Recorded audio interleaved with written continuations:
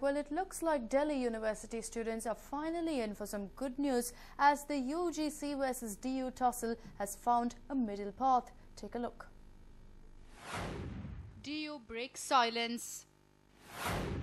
DU makes a U-turn.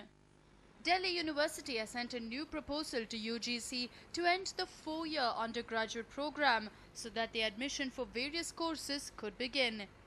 This proposal entails admitting all students to a 3-year undergraduate course with honors and will therefore also obviate the need to call for fresh registrations. We await the response of the UGC so that we may call the meeting of the statutory bodies to take this forward without causing further inconvenience to the admission seekers. The statement came a day after UGC sent an ultimatum to Delhi University to start its admission process under 3-year program. The admission process that was supposed to start on 24 June was on standoff because of the ongoing UGC versus DU war. Now that DU has compromised on its policy, it's waiting for UGC to wave the green flag so that the admission process can begin immediately. To avoid further delay on the admissions, UGC chairman will meet the HRD minister to consider the proposal and will announce whether it will be implemented or not. Students continued the protest. Meanwhile, students continued with their protest. In order to seek President's intervention over the issue, they marched towards Rashtrapati Bhavan with banners and shouting slogans. Police personnel were deployed in and around Rajpath to prevent protesters from marching towards Rashtrapati Bhavan. The students were detained even before they could enter the Parliament Street and were escorted to the police station. DU executives on hunger strike. Even though DU has bowed to UGC's pressure, the DU executive body is not happy with the outcome. They are on hunger strike for the next 24 hours in protest against the attack on the institute's autonomy.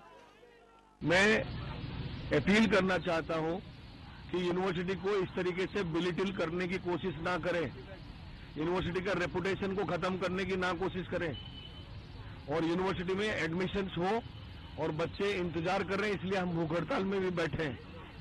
वो जल्द से जल्द admissions हो और जो existing ordinance के तहत हो, धोखाधड़ी ना हो। With all the drama unfolding, the fate of over 2 lakh students is at stake. Now that DU has put the ball in UGC's court, students can only hope for a speedy outcome. A News9 report. And while Tamil Nadu Chief Minister Jayalalitha never fails to surprise the people of her state with something unique, let's find out what she's done now. First, she launched Amma canteens. Then came Amma water and Amma salt. Now it is Amma pharmacies. Yes, just 2 weeks after launching the low-cost salt for the people of her state, Tamil Nadu Chief Minister Jayalalitha today launched 100 air-conditioned medicine outlets across the state named Amma Pharmacy. Around 20 outlets were opened in the capital city of Chennai alone. These pharmacies are mainly to provide help to those who belong to the economically weaker section. From 14% to just 4%. The medicines in her pharmacies will be sold at a profit of just 4%, whereas medicines in other pharmacies are being sold at a profit of 14%. A fund of 20 crore rupees was allocated to the state cooperative store network to buy the medicines for these pharmacies. The government has planned to buy the medicines in bulk and then store them in the state's cooperative store network. Though Amma pharmacies will try and provide most of the important medicines to the common man, it might, however, not be possible for a pharmacy to keep all the required medicines. Opening 100 pharmacies will not make much of a difference. It is not possible for one pharmacy to stock all the medicines. The same medicine may have different formulations and dosage. So even if people flock to these pharmacies, if the medicine is not available there, then they will head to the next nearest pharmacy. The pharmacies might encounter a few problems, but the way Amma works for her people, one is sure that she would definitely overcome them. Amma is sure to try her level best to make all medicines available to her people.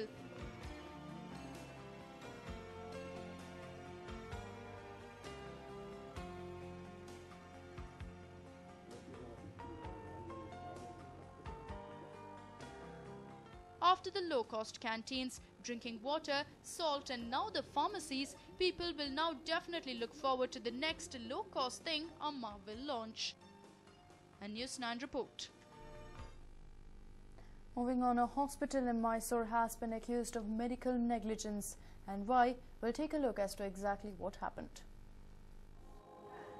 She experienced perfect bliss as a new mother with her newly born girl child.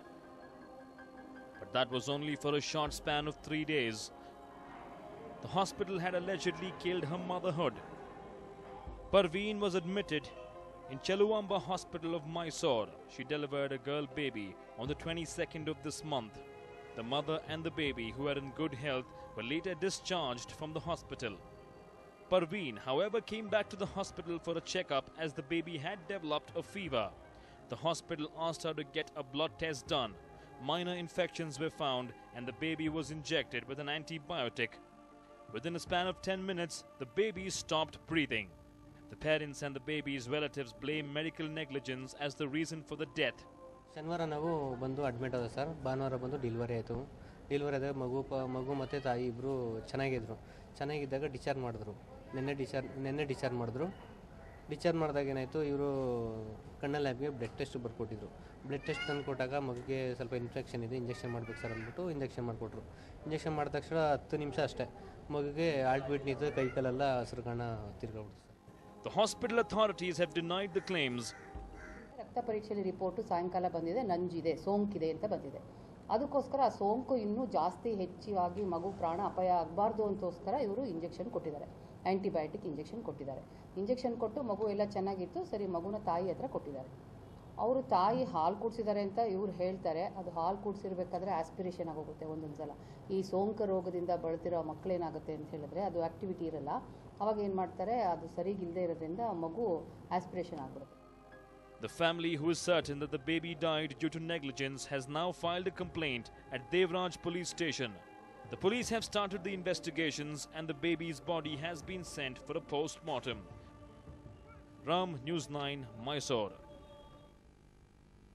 Well, ragging has been on the rise lately, and add to that is the shocking incident from Arnikal, where it's not the students but those in power who are harassing students.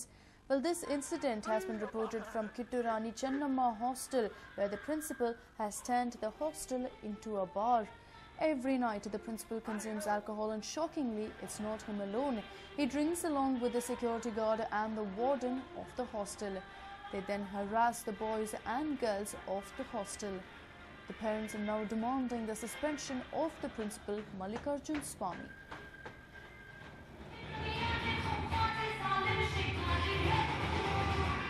Time and again has been highlighted how ragging is a huge crime and why students shouldn't resort to the same. But in an absolute shocker here, the principal himself is said to have indulged in ragging. Every night it is said that he goes to the hostels and consumes alcohol along with the warden and the security guard, forces these students to dance for him, and he has even been accused of sexually harassing the girls. The parents are now calling for his suspension, but we could be looking at some serious action being taken against him as well once the cops do intervene in this case.